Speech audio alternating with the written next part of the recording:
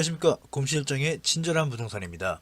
오늘의 이야기는요, 수도권 서남부 격전지 탐구라는 주제를 가지고 첫 번째 시간으로 경계선이라는 이름을 가지고 얘기를 해볼까 합니다. 지역과 지역 사이에 그어지는 행정 경계선을 얘기하는 건데요. 은근히 치열한 그 경계선에 대한 얘기를 할 거고요. 그리고 그 경계선을 통해서 수도권 서남권에 대한 얘기를 좀 해볼까 합니다. 요것만 가지고는 사실 무슨 내용이 잘 감이 안 오시겠지만, 일단 제가 보는 관점에서는 수도권의 서남부에 대한 앞으로 전망을 보려면 이 경계선을 먼저 이야기를 하는 게 이해를 돕기에 좋을 것 같아서 먼저 말씀을 드리려고 합니다. 이 뒤에 이미지가 좀 인상적이죠. 성남시가 자기네 동네라고 이제 안내를 해주는데, 그 조금 뒤에 있는 의왕시 같은 경우는 저 높은 데다가 의왕을 걸어놨어요. 자, 체크 포인트 보시겠습니다. 지방자치제도가 강화되면서요, 어느 지역이나 마찬가지겠지만 자기 지역에 대한 최대한의 개발을 원하며 지역 성장의 중요한 지표인 인구에 굉장히 민감합니다. 인구가 많아야 어쨌든 간에 세수가 늘어나게 되어 있고요. 이런 부분들은 굉장히 중요합니다. 그런데 이 인구를 늘리려고 하면요, 현재 출산율이 매우 낮은 우리나라 상황에서 비추어 보면 출산을 통한 자연스러운 인구 증가가 아니라 타 지역에서의 전입을 유도하는 수밖에 없습니다. 이걸 사회적인 이제 인구 증가라고 보는데, 일자리라든가 여러 가지 부분을 통해서 그 다른 지역인 인구들을 빼오는 수밖에 없죠.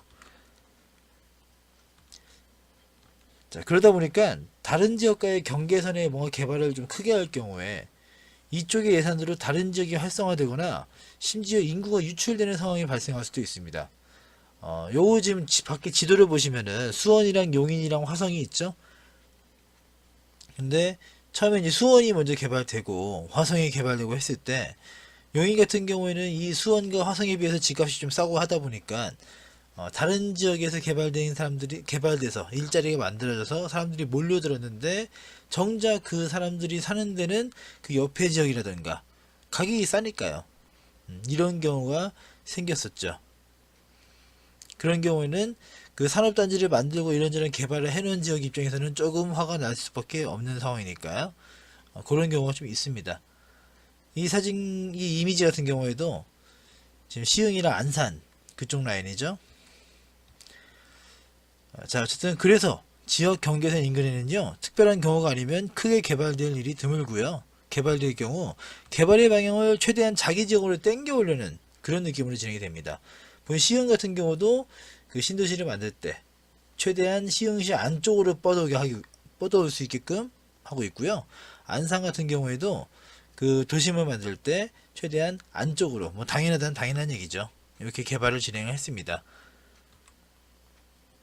자, 요거는 좀 유명한 데죠. 대장지구 남판교 그쪽입니다. 대장지구 제일 남쪽 경계선에서요, 한 100m만 아래로 내려오면 바로 용인이에요. 근데 서로 명백히 다른 개발권을 만들고 있죠. 자, 대장지구 같은 경우에는 원래 한국의 비버리 힐스라고 그래가지고 고급형 주택 위주로 많이 만들려고 했는데, 인구를 수용할 수 있을 만한 주택이 많이 부족하다 보니까 아파트 단지 위주로 많이 갔거든요. 근데 그 밑에 용인 같은 경우에는 그거랑 약간 좀 어떻게 보면 철저하게 구분된 그런 개발권으로 가고 있어요. 뭐냐면 약간 고급 주택들, 전원주택들 이런 거 위주로 진행을 많이 하고 있거든요. 그 고기동이라든가 동천동이라든가 이쪽 가보시면 굉장히 고급스럽고 참 저런데 살아보고 싶다 할 만한 집들이 상당히 많이 지어져 있죠.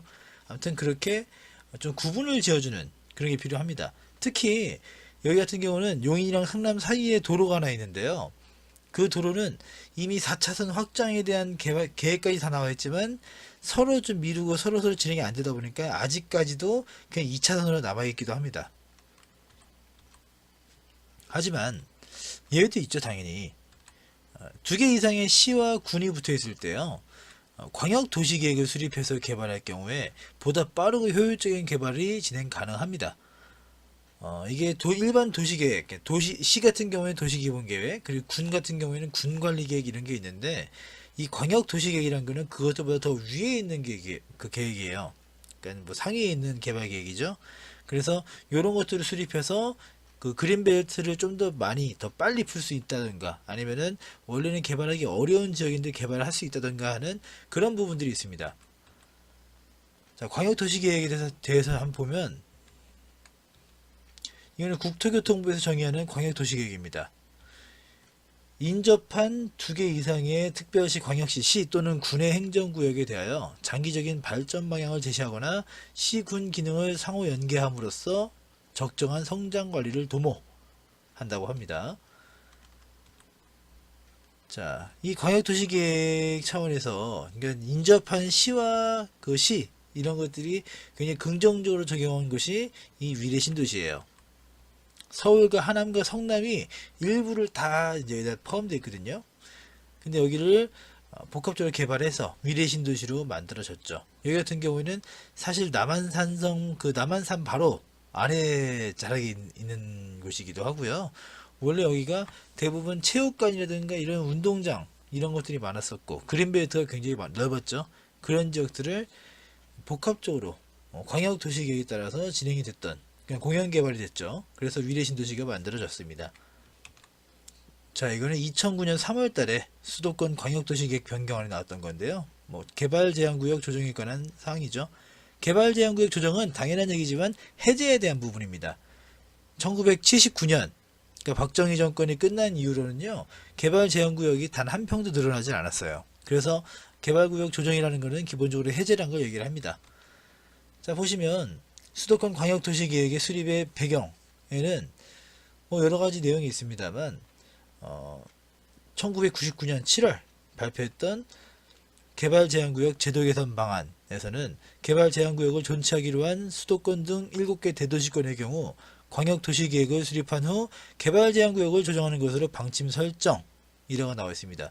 이게 무슨 말이냐면 지금이야 시장과 군수에게도 개발제한구역에 대한 해제 권한이 있고요. 그리고 대통령령이라든가 국토교통부 장관이 막 해제하고 이런 게 가능하지만 이때 당시 그러니까 2009년 사실 1999년 이후부터 이때는요 광역도시계획이 수립된 이후에나 개발제한구역이 풀릴 수 있었던 얘기죠. 그래서 옛날에는 거의 개발제한구역이라는 게 풀리기 어려운 그런 규제였어요. 근데 지금은 조금 많이 완화가 되어 있죠. 자, 대도시권은 광역도시계획을 수립한 후 개발제한구역을 해제한다고 하지만 현재 소규모 해제는 지자체장이 가능합니다. 좀 전에 말씀드렸던 내용이죠. 그 정확히 말씀드리면 한 30만 제곱미터까지는 시장과 군수가 가능합니다. 한 9만 평쯤 되겠죠. 이 지도 같은 경우에는 경기도 지역의 광역도시계획 그 부분을 얘기하면서 나오는 지도인데요. 이 녹색 부분이 다 그린벨트예요. 지금이야 이제 해제된 곳도 많습니다만 굉장히 많은 지역들이 그린벨트로 쌓여 있죠. 거기에 따른 광역도시계획을 세워서 이런 그린벨트를 해제한다 라는 예전의 내용입니다. 지금 같은 경우는 이미 앞에서도 말씀을 드렸지만 시장과 군수 차원에서도 그린벨트 해제가 일부는 가능합니다. 자, 경기도 부분 아까 나왔던 그 서류에 2009년에 발표했던 그 서류에 있던 경기도에 대한 부분인데 전국 개발제한구역 면적의 31%가 경기도에 분포하고 있으며 그죠? 굉장히 많다는 얘기예요. 이걸 이제 풀어야 된다는 얘기도 하죠. 여기서 좀 주목할 부분은 제일 아래 부분이에요. 시군별 개발제한구역 중 보전가치가 낮은 지역을 중심으로 중앙정부가 추진하는 보금자리 주택단지와 연계하면서 자족적 신성장 거점을 조성 이라고 나와 있습니다. 지금이야 이제 보금자리 주택단지 같은 경우는 이명박 정부 때였고요. 지금 같은 경우는 신혼희망타운이라든가 다른 이름으로 이제 진행이 되고 있죠. 박근혜 정부에서는 행복주택, 뉴스택 이런 것들이 있었습니다. 이름에 대한 부분은 바뀌겠지만 중요한 부분은 중앙정부에서 추진하는 공공주택단지라는 겁니다. 그 공공주택단지와 연계하면서 자족적 신성장 거점을 조성하기 위해서 그린벨트를 풀어야 된다 라는 부분을 참고하시면 될 것 같아요. 자, 보시면 중간 내용에 기존의 경부축 중심의 과밀 개발을 탈피해야 하며 중앙정부의 공공주택과 연계하여 개발한다 라는 방향입니다. 여기에 있어서 광역도시계획이 필요하고 그리고 그에 따른 개발제한구역 해제가 필요하다는 얘기죠. 자, 이거는 그 수도권의 다핵화 요거에 대한 부분을 잡고 있어요. 서울시 하나에만 몰려 있었다고 하면은 앞으로는 뭐 파주, 동두천, 이천, 남양주, 수원, 평택 인천 이런 식으로 핵을 나눠서 자족 권역으로 만들어 주려고 하는 겁니다. 어쨌든 대한민국의 대다수의 문제, 일자리 부분이라든가 주택 문제라든가 여러 가지 부분들의 가장 큰 원인은 서울에 너무 많이 사람들이 몰려있기 때문입니다. 이 서울에 있는 많은 인구를 점점 수도권 외곽 그리고 지방으로 분산을 시켜야 되는 게 정부의 숙제이기도 하고요. 자, 경기도의 권역별 배분량입니다. 개발 제한구역이에요. 개발 제한구역. 근데 보시면 중부 권역이 있고 서남부 권역이 있고 동북부 권역이 있죠. 자, 경기도 서남부 권역의 향후 개발 제한구역 가능 총량이 가장 큽니다. 딴 지역에 비해서 거의 한 20-30% 이상 더 많기도 하고요. 동북부 권역에 비해서는 거의 3배, 4배까지 더 많게 되네요. 자, 어쨌든 이 서남부 권역의 향후 개발 제한구역 가능 총량이 가장 크다는 것을 알 수 있으며 그만큼 개발을 하겠다라는 의미로 받아들이는 게 맞을 겁니다.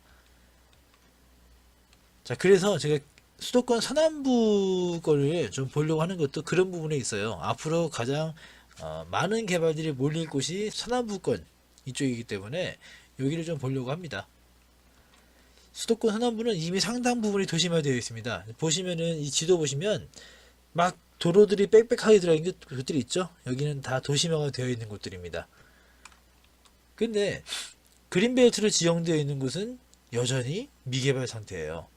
보시면 시흥이라든가 뭐 광명 쪽, 군포, 의왕, 수원과 안산, 그죠? 성남 서쪽, 과천 이런 것들은 여전히 그린벨트가 많아서 여전히 산이라든가 강이라든가 이런 것들에 막혀서 제대로 개발이 진행되기 어려운 곳들 중에 하나예요. 그래서 이번에 서남부권에 이제 아까 말씀드린 격전지를 좀 보려고 하는데 요 동그라미 테두리 있는 곳을 좀 살펴볼까 합니다. 자, 이게 그 좀 전에 지역을 확대한 부분인데 요 붉은색 선들이 있죠. 이게 이제 각 지자체 경계선입니다. 의왕시와 군포시와 안산시와 수원시가 몰려 있죠. 요 가운데 있는 동안산 당수 IC 그 인터체인지 보이실 거예요. 요 IC 같은 경우는 수원 광명 고속도로 라인에 있는 IC인데 요 IC 인근으로 해가지고 지자체가 4개가 다 모입니다. 자, 훌륭한 교통망에 비해서요. 여기가 고속도로도 괜찮고요. 영동고속도로, 서해안고속도로, 47번 국도, 42번 국도, 수원 광명. 그러니까 좀 더 멀리 보면 파주 평택고속도로가 있고, 그리고 봉담 과천고속도로가 있고, 굉장히 많은 도로가 많이 몰려 있고요. 그리고 1호선 철도까지 있고, 4호선 철도도 있습니다.